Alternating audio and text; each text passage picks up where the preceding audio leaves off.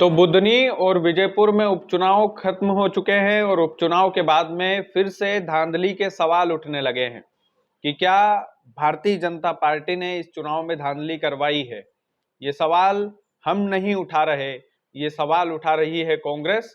और कांग्रेस की हमेशा की तरह जो आदत रहती है कि चुनाव जब समाप्त हो जाते हैं तो वो धांधली का आरोप लगाते हैं, फिर चुनाव हार जाते हैं तो फिर वो ईवीएम में गड़बड़ी का आरोप लगाते हैं और फिर प्रेस कॉन्फ्रेंस करके बकायदा जानकारी देते हैं कि साहब हमने तो चुनाव खत्म होते ही बोल दिया था कि इस चुनाव में तो धांधली हुई है।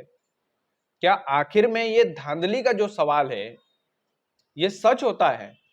क्या वाकई में भाजपा चुनाव में धांधली करवा देती है और उस धांधली की वजह से चुनाव जीत जाती है? आज चर्चा इसी पर करेंगे। नमस्कार, स्वीकार कीजिएगा, मेरा नाम कृष्णपाल राठौर है और आप म्हारो मध्य प्रदेश का स्पेशल शो देख रहे हैं। मध्य प्रदेश में विधानसभा चुनाव हुए। विधानसभा चुनाव में ग्राउंड लेवल पर कांग्रेस की हवा दिख रही थी, लेकिन फिर बीजेपी इस चुनाव को जीत जाती है। जीतने के बाद में लाडली बहना योजना का हवाला दिया जाता है कि ये तो लाडली बहना योजना इंपैक्ट है, इस वजह से प्रचंड बहुमत के साथ प्रदेश में भाजपा की सरकार बनी। उसके बाद में लोकसभा चुनाव में 29 की 29 सीटें बीजेपी जीतती है। उसके बाद में फिर से यही हवाला दिया जाता है कि साहब लोकसभा चुनाव में भी मोदी के चेहरे का इंपैक्ट, लाडली बहना योजना का इंपैक्ट मध्य प्रदेश में देखने को मिला। लेकिन क्या वाकई में ये सच है? क्या वाकई में लाडली बहना योजना इतनी इंपैक्टफुल है कि सुपड़ा ही साफ हो गया कांग्रेस का मध्य प्रदेश से विधानसभा और लोकसभा में?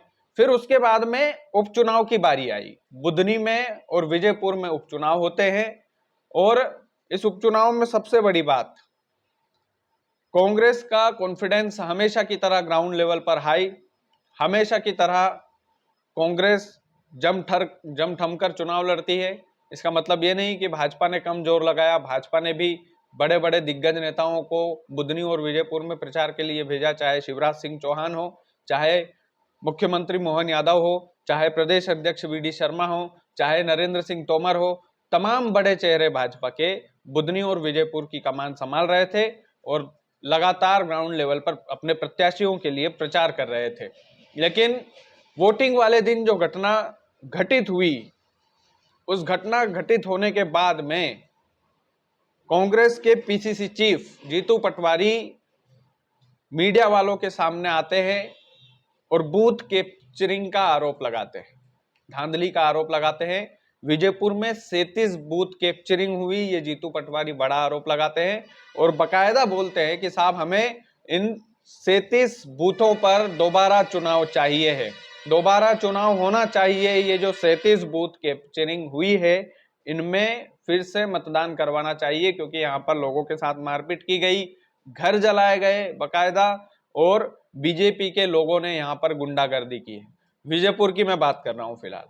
विजयपुर में धांधली का आरोप लगाया, उसके बाद में फिर वही कॉन्फिडेंस कि भले ही बीजेपी ने धांधली कर दी हो लेकिन चुनाव तो हम ही जीतेंगे, अंत में जीतू पटवारी ये बोल जाते हैं। और विजयपुर की जो घटना हुई वो वाकई में शर्मसार करने वाली घटना थी।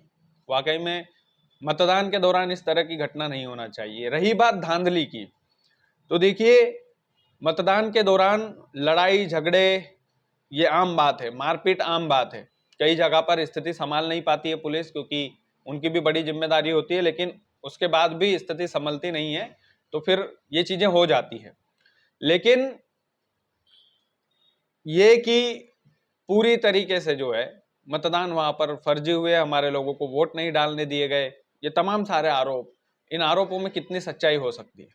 देखिए एक चीज तो ये है कि चुनाव आयोग पारदर्शिता के साथ और कानून सुरक्षा के साथ वोटिंग करवाती है, मतदान करवाती है। अगर उस पर हमें भरोसा नहीं है तो फिर या तो आप चुनाव से पहले आप बगावत कर दीजिए पूरी तरीके से कि हमें चुनाव लड़ना ही नहीं है। फिर ईवीएम मशीन की बात करेंगे कि ईवीएम मशीन में खराबी थी, ईवीएम मशीन की वजह से हम चुनाव हार गए। तो कांग्रेस को ये पहले डिसाइड करना चाहिए चुनाव लड़ने के पहले कि हमें इस चुनाव में पारदर्शिता नहीं लग रही है, हमें धांधली लग रही है कि बीजेपी धांधली कर सकती है। हम चुनाव नहीं लड़ेंगे, हमारे प्रत्याशी हम घर बैठे, हमने चुनाव नहीं लड़ाया, आप अकेले जीत जाओ। लेकिन मतदान के बाद भाजपा जब जीतती है, उसके बाद यदि आप आरोप लगा रहे हैं तो फिर आपके संगठन में कमी है निश्चित तौर पर। बुधनी में भी कई जगहों पर ये कांग्रेस के जो कार्यकर्ता है, इन लोगों ने आरोप लगाया कि भैया ऐसी ऐसी बात है। हालांकि बुधनी में अभी स्थिति कुछ बता नहीं सकते कि कौन जीतेगा कौन हारेगा, लेकिन बुधनी और विजयपुर में जब उपचुनाव समाप्त हुए उसके बाद कांग्रेस जो है थोड़ा लो कॉन्फिडेंस में आ गई, इसलिए प्रेस कॉन्फ्रेंस करना पड़ी। भाजपा ने तो प्रेस कॉन्फ्रेंस नहीं की, ये आरोप नहीं लगाया कि बुधनी में जो है घटना, बुधनी और विजयपुर में धांधली का आरोप तो नहीं लगाया। दोनों पार्टी बराबरी से चुनाव वहां पर लड़ी, तो धांधली का जो आरोप है वो बीजेपी पर क्यों लगता है हमेशा? देखिए, दो चीजें हैं। बीजेपी में जो जो कमियां रहती है, चुनाव के पहले संगठन की भीतरगात, संगठन के अंदर की लड़ाई, चुनाव के पहले वो समाप्त कर देते हैं, सभी लोगों को, नाराज लोगों को मना लेते हैं। अब यह है कि कांग्रेस में वो कॉन्फिडेंस है नहीं, कांग्रेस अपने कार्यकर्ताओं को नहीं मना पाती है।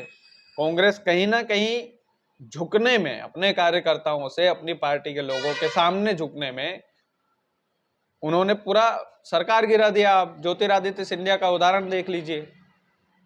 जब कमलनाथ मुख्यमंत्री बने थे, अगर कमलनाथ ज्योतिरादित्य सिंधिया को समय रहते मना लेते तो क्या बिगड़ जाता? सरकार बची रहती, अभी तक कुनबा बचा रहता, कुछ भरोसा नहीं कि क्या क्या हो जाता। लेकिन निश्चित तौर पर यह संगठन की कमी मानी जाएगी। चुनाव आयोग पारदर्शिता के साथ चुनाव करवाता है, दोनों पार्टियों को समान नजरिए से देखते हुए करवाता है।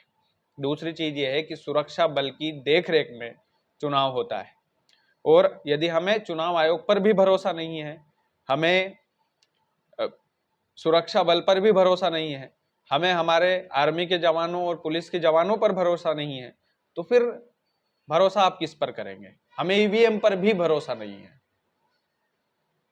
कांग्रेस प्रदर्शन करेगी पूरे प्रदेश में। आज प्रदर्शन इस बात का कि भैया विजयपुर में मारपीट हुई, हमारे लोगों को वोट नहीं डालने दिया गया, आगजनी की गई, आदिवासी परिवारों के साथ बदसलूकी हुई है। इस बात में बिल्कुल सच्चाई है। जो क्रिमिनल है उसको सजा मिलनी चाहिए।